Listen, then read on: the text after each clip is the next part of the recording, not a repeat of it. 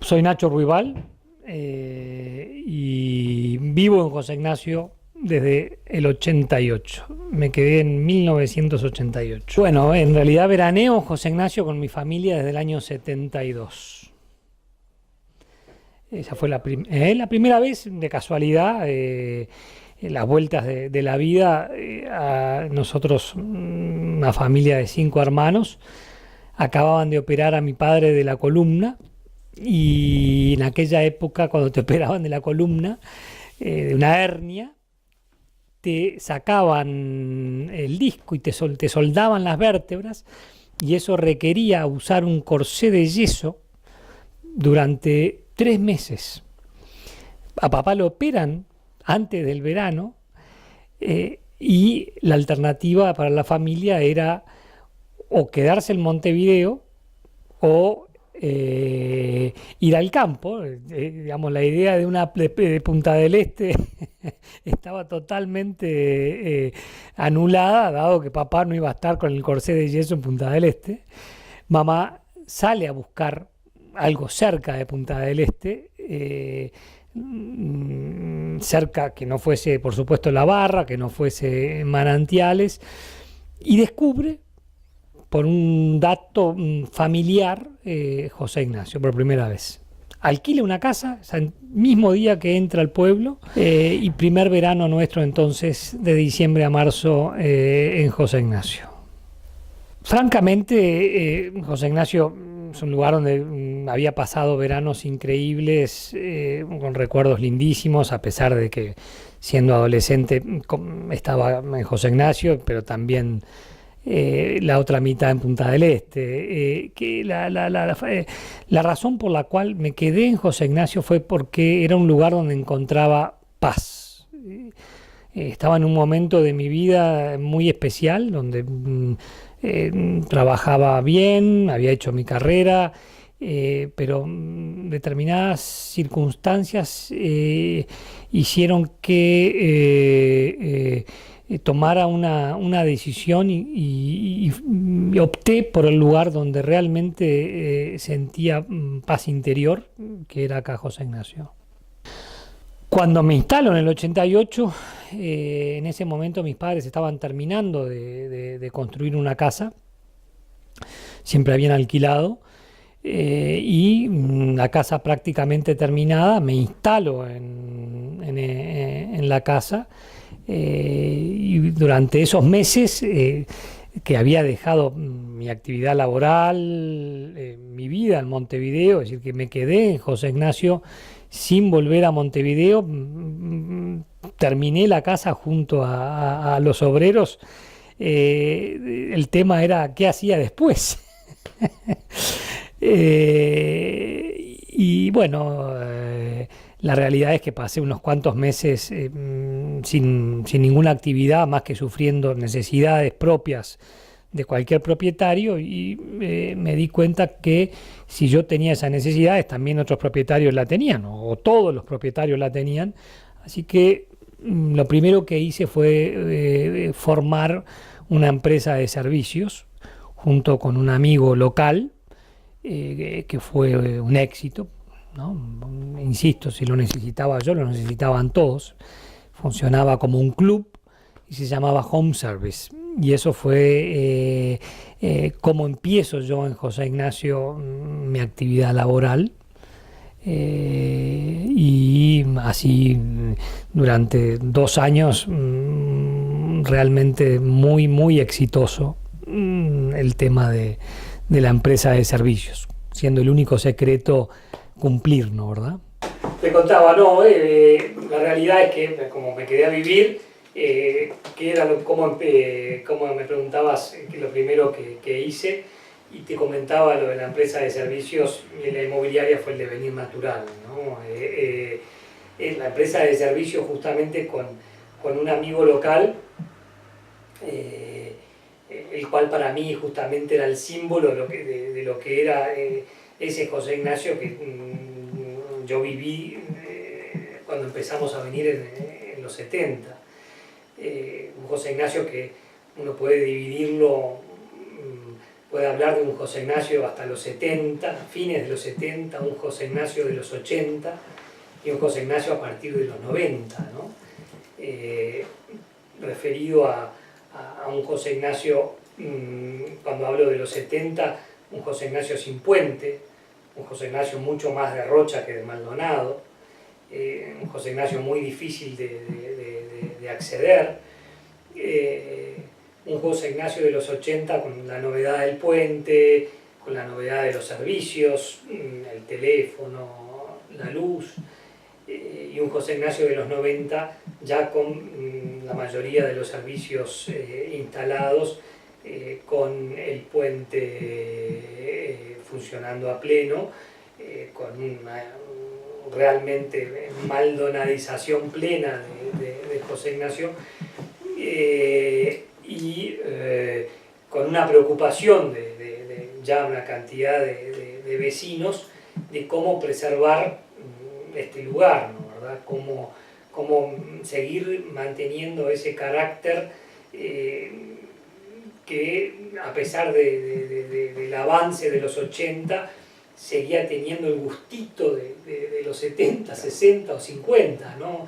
Ese pueblito de campo sobre la playa con muy pocos habitantes locales, con muy pocos veraneantes, pero que evidentemente con unas posibilidades enormes de crecimiento, y la aparición de, en cierta manera, gente con mucha visión que quería empezar a vender y a fomentar el lugar. Y bueno, ¿cómo hacer para mantener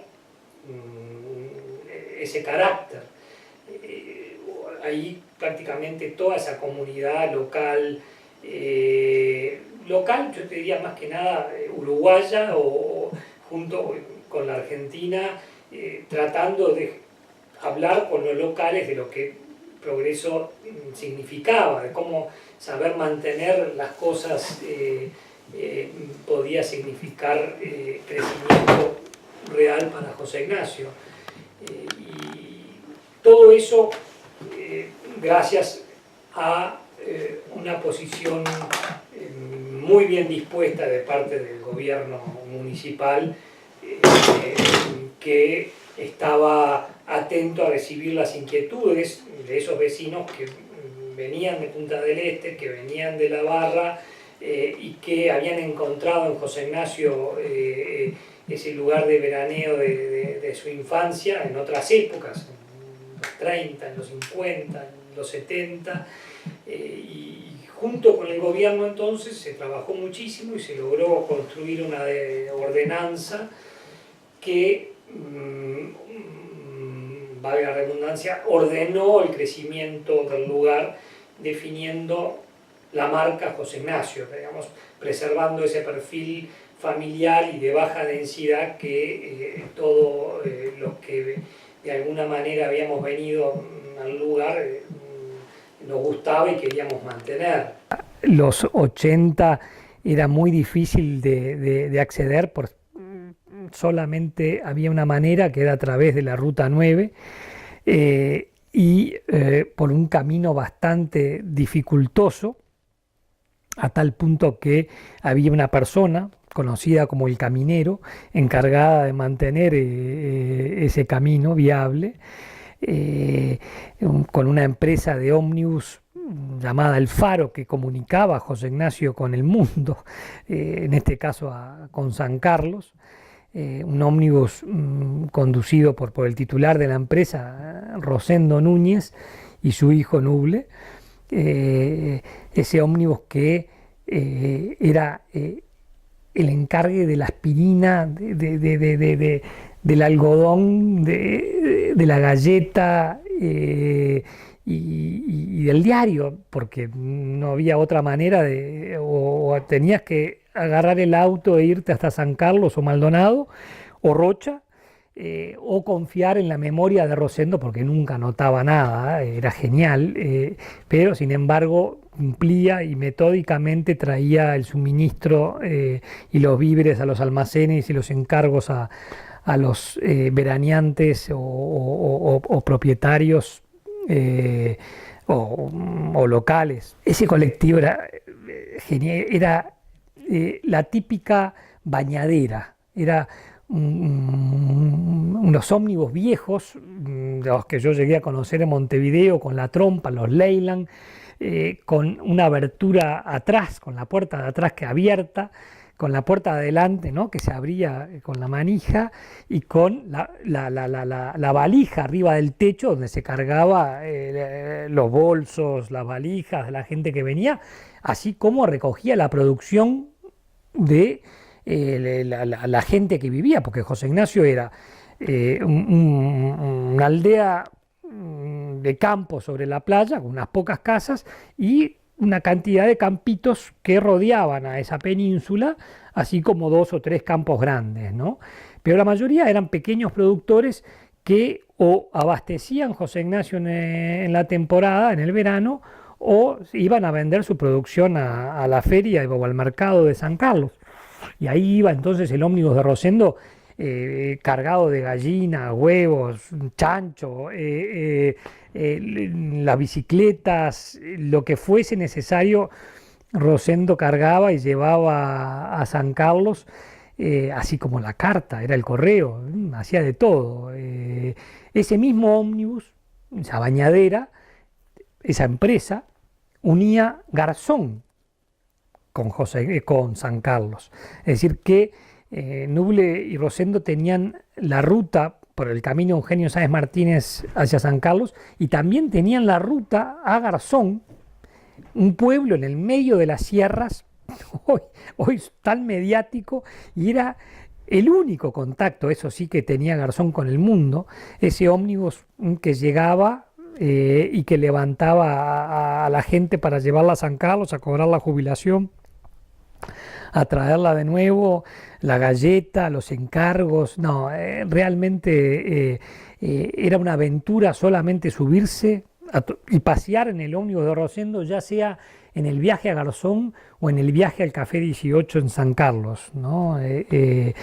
Muy, muy divertido. Ese viaje que era donde iniciaba, es decir, uno iniciaba su verano, si no venía en auto, justamente en la Honda que venía de Montevideo hasta San Carlos, bajarte de la Honda, ir caminando hasta el Café 18 y ahí tomarte este ómnibus que podía llegar a demorar 1 hora, dependiendo del día, cómo estaba el tiempo, que no se recalentara el motor, que el camino no estuviera cortado. Es decir, había una cantidad de factores que eran los condicionantes del horario y de la posible demora o llegada en hora del ómnibus de Rosendo, ¿no?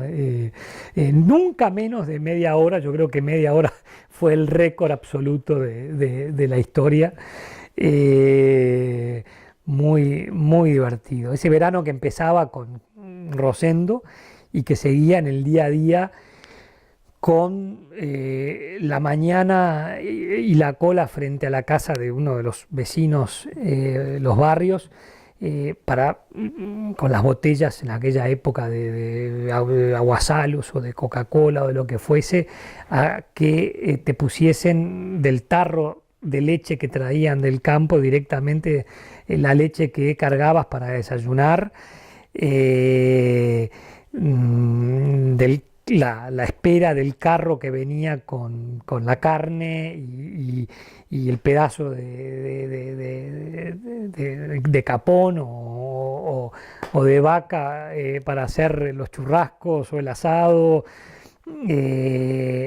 la espera de otros vecinos, ¿no? Así como nombreaba a los barrios, también los Aipurú, que podían venir con la producción de su campo de zapallos o de papas.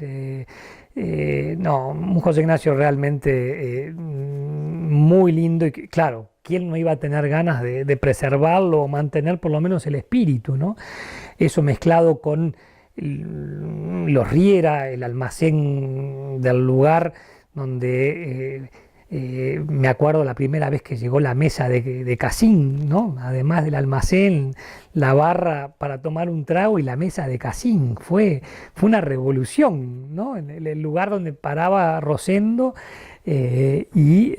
tener un programa, el Parador Santa Teresita, de una familia que venía o que vino de Durazno, los Bertalmío, y que abrieron este parador, que marcó historia y muy conocido después por el omelette de algas.